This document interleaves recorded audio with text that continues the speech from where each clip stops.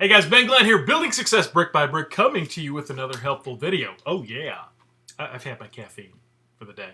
You may or may not be aware of the fact that I am starting to heavily get involved with app development, educational apps. That is what I am aspiring to do. My goal is to create something that's effective, create something that actually works.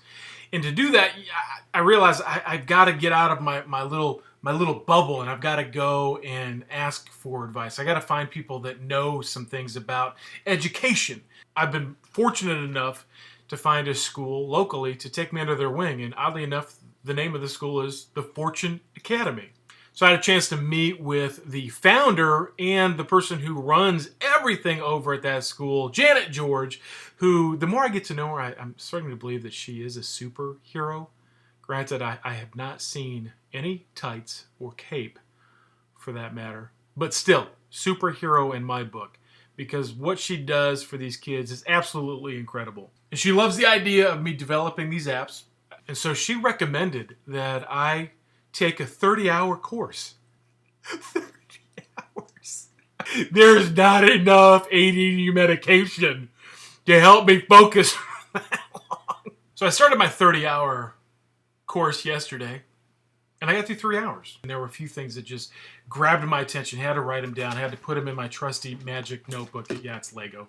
The more the body is involved in the learning, meaning anytime you can create physical motion while you're teaching, the stronger the association. When we bring in all of this multi-sensory into a learning process, the better chances that thing, whatever it is, goes back into that long-term memory. So it's easier to recall. That's why sometimes when we, right around the holidays, when we smell something, when we smell that pine tree, you can't help but think of a Christmas that you experienced when you were a kid. Or when you hear a certain song, because of the music and the melody, it reminds you of a feeling that you had back in high school.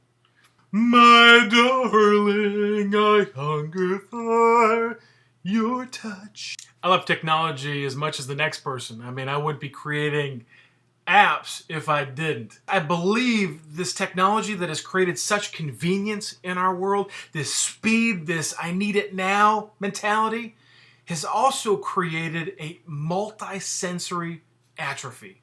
If somebody sent me a picture via email and said, hey, you're an artist, man, you draw and stuff, can you critique my painting?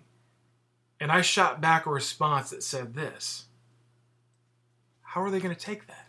There's no sensory input here other than just seeing these words.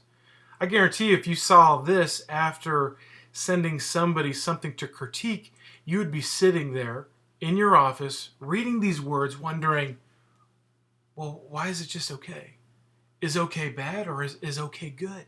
You have the opportunity to outpour things that trigger senses in other people.